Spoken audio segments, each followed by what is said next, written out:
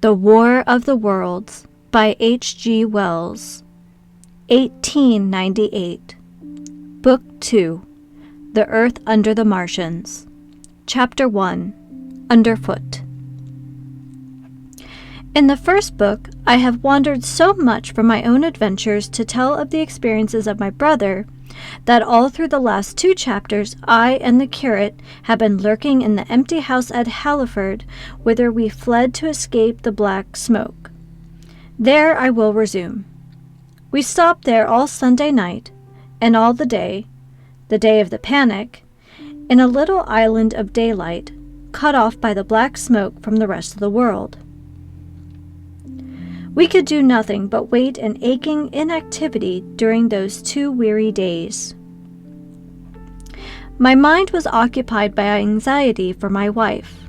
I figured her at Leatherhead, terrified, in danger, mourning me already as a dead man. I paced the rooms and cried aloud when I thought of how I was cut off from her. All of that might happen to her in my absence. My cousin, I knew, was brave enough for an emergency, but he was not the sort of man to realize danger quickly, to rise promptly.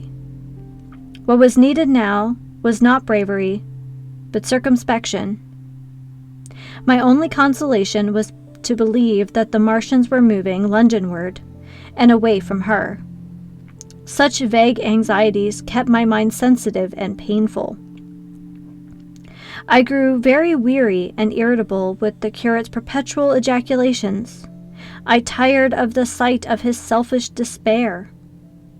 After some ineffectual remonstrance, I kept away from him, staying in a room, evidently a child's schoolroom, containing globes, forms, and copybooks. When he followed me thither, I went to a box room at the top of the house and, in order to be alone with my aching miseries, locked myself in. We were hopelessly hemmed in by the black smoke all that day and the morning of the next. There were signs of people in the next house on Sunday evening, a face at a window and moving lights, and later the slamming of a door. But I do not know who these people were, nor what became of them. We saw nothing of them the next day. The black smoke drifted slowly riverward all through Monday morning, creeping nearer and nearer to us, driving at last along the roadway outside the house that hid us. A Martian came across the fields about midday, laying the stuff with a jet of superheated steam that hissed against the walls, smashed all the windows it touched, and scalded the curate's hand as he fled out of the front room. When at last we crept across the sodden rooms and looked out again, the country northward was as though a black snowstorm had passed over it.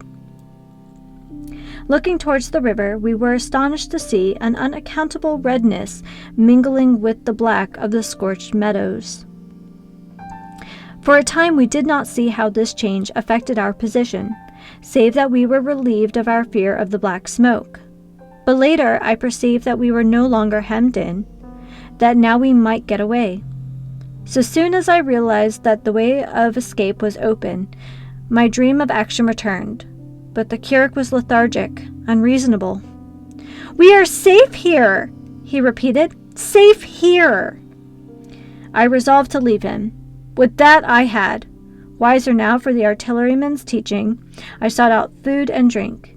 I had found oil and rags for my burns, and I also took a hat and a flannel shirt that I had found in one of the bedrooms. When it was clear to him that I meant to go alone, had reconciled myself to going alone, he suddenly roused himself to come. And all being quiet throughout the afternoon, we started about 5 o'clock, as I should judge, along the blackened road to Sunbury. In Sunbury, and at intervals along the road, were dead bodies laying in contorted attitudes, horses as well as men, overturned carts and luggage, all covered thickly with black dust.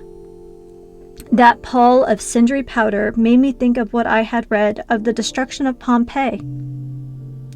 We got to Hampton Court without misadventure, our minds full of strange and unfamiliar appearances, and at Hampton Court our eyes were relieved to find a patch of green that had escaped the suffocating drift.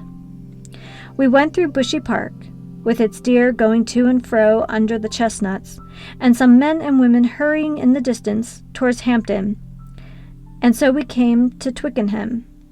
These were the first people we saw. Away across the road, the woods beyond Ham and Petersham were still afire. Twickenham was uninjured by either heat ray or black smoke, and there were more people around here, though none could give us news. For the most part, they were like ourselves, taking advantage of a lull to shift their quarters. I have an impression that many of the houses here were still occupied by scared inhabitants, too frightened even for flight. Here, too, the evidence of a hasty rout was abundant along the road. I remember most vividly 3 smashed bicycles in a heap, pounded into the road by the wheels of subsequent carts. We crossed Richmond Bridge about 8:30. We hurried across the exposed bridge, of course, but I noticed floating down the stream a number of red masses, some many feet across. I did not know what these were. There was no time for scrutiny, and I put a more horrible interpretation on them than they deserved. Here again, on the Surrey side, were black dust that had once been smoke, and dead bodies, a heap near the approach to the station, but we had no glimpse of the Martians until we were some way towards Barnes. We saw in the blackened distance a group of 3 people running down a side street towards the river, but otherwise it seemed deserted. Up the hill, Richmond town was burning briskly. Outside the town of Richmond, there was no trace of the black smoke. Then suddenly, as we approached Kew, came a number of people running, and the upper works of a Martian fighting machine loomed in sight over the housetops, not 100 yards away from us. We stood aghast at our danger, and had the Martian looked down, we must immediately have perished. We were so terrified that we dared not go on, but turned aside and hid in a shed in a garden. There the curate crouched, weeping silently, and refusing to stir again. But my fixed idea of reaching Leatherhead would not let me rest, and in the twilight, I ventured out again. I went through a shrubbery and along a passage between a big house standing in its own grounds, and so emerged upon the road to Kew. The curate I left in the shed, but he came hurrying after me. That second start was the most foolhardy thing I ever did, for it was manifest the Martians were about us.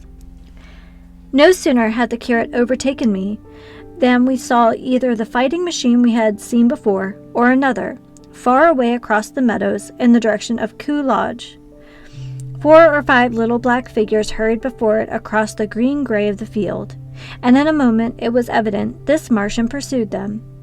In 3 strides he was among them, and they ran radiating from his feet in all directions. He used no heat ray to destroy them, but picked them up one by one. Apparently he tossed them into the great metallic carrier which projected behind him, much as a workman's basket hangs over his shoulder. It was the first time I realized that the Martians might have any other purpose than destruction with defeated humanity. We stood for a moment petrified, then turned and fled through a gate behind us into a walled garden, fell into, rather than found, a fortunate ditch, and lay there, scarce daring to whisper to each other until the stars were out. I suppose it was nearly 11 o'clock before we gathered courage to start again, no longer venturing into the road, but sneaking along the hedgerows and through plantations, and watching keenly through the darkness, he on the right and I on the left, for the Martians, who seemed to be all about us. In one place we are blundered upon a scorched and blackened area, now cooling and ashen, and a number of scattered dead bodies of men, burned horribly about the heads and trunks, but with their legs and boots mostly intact, and all of dead horses 50 feet, perhaps behind a line of 4 ripped guns and smashed gun carriages. Sheen, it seemed, had escaped destruction, but the place was silent and deserted. Here we happened on no dead, though the night was too dark for us to see into the side roads of the place. In Sheen, my companion suddenly complained of faintness and thirst, and we decided to try one of the houses. The first house we entered, after a little difficulty with the window, was a small, semi-detached villa, and I found nothing eatable left in the place but some moldy cheese.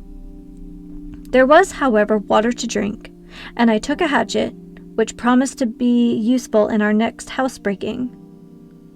We then crossed to a place where the road turns towards Mortlake. Here there stood a white house within a walled garden, and in the pantry of this domicile we found a store of food, 2 loaves of bread in a pan, an uncooked steak, and the half of a ham. I give this catalogue so precisely because, as it happened, we were destined to subsist upon this store for the next fortnight. Bottled beer stood under a shelf, and there were 2 bags of haricot beans and some limp lettuces. This pantry opened into a kind of wash-up kitchen, and in this was firewood. There was also a cupboard in which we found nearly a dozen of burgundy, tinned soups and salmon, and 2 tins of biscuits. We sat in the adjacent kitchen in the dark, for we dared not strike a light, and ate bread and ham and drank beer out of the same bottle. The curate, who was still timorous and restless, was now, oddly enough, for pushing on, and I was urging him to keep up his strength by eating when the thing happened that was to imprison us. "It can't be midnight yet," I said, and then came a blinding glare of vivid green light. Everything in the kitchen leaped out, clearly visible in green and black, and vanished again. And then followed such a concussion as I have never heard before or since. So close on the heels of this as to seem instantaneous, came a thud behind me, a clash of glass, a crash and rattle of falling masonry all about us, and the plaster of the ceiling came down upon us, smashing into a multitude of fragments upon our heads. I was knocked headlong across the floor against the oven handle and stunned. I was insensible for a long time, the curate told me, and when I came to, we were in darkness again, and he, with a face wet, as I found afterwards the blood came from a cut forehead, was dabbing water over me. For some time I could not recollect what had happened. Then things came to me slowly. A bruise on my temple asserted itself. "Are you better?" asked the curate in a whisper. At last I answered him. I sat up. "Don't move," he said. "The floor is covered with smashed crockery from the dresser. You can't possibly move without making a noise, and I fancy they are outside." We both sat quite silent, so that we could scarcely hear each other's breathing. Everything seemed deadly still, but when something near us, some plaster or broken brickwork, slid down with a rumbling sound. Outside and very near was an intermittent metallic rattle. "That!" said the curate, when presently it happened again. "Yes," I said, "but what is it?" "A Martian!" said the curate. I listened again. "It was not like the heat ray," I said, and for a time I was inclined to think one of the great fighting machines had stumbled against the house, as I had seen one stumble against the tower of Shepperton Church. Our situation was so strange and incomprehensible that for 3 or 4 hours, until the dawn came, we scarcely moved, and then the light filtered in, not through the window, which remained black, but through a triangular aperture between a beam and a heap of broken bricks in the wall behind us. The interior of the kitchen we now saw grayly for the first time. The window had been bust in by a mass of garden mold, which flowed over the table upon which we had been sitting and lay about our feet. Outside, the soil was banked high against the house. At the top of the window frame, we could see an uprooted drain pipe. The floor was littered with smashed hardware. The end of the kitchen towards the house was broken into, and since the daylight shone in there, it was evident the greater part of the house had collapsed. Contrasting vividly with this ruin was the neat dresser, stained in the fashion pale green, and with a number of copper and tin vessels below it, the wallpaper imitating blue and white tiles, and a couple of colored supplements fluttering from the walls above the kitchen range. As the dawn grew nearer, we saw through the gap in the wall the body of a Martian, standing sentinel, I suppose, over the still glowing cylinder. At the sight of that, we crawled as circumspectly as possible out of the twilight of the kitchen into the darkness of the scullery.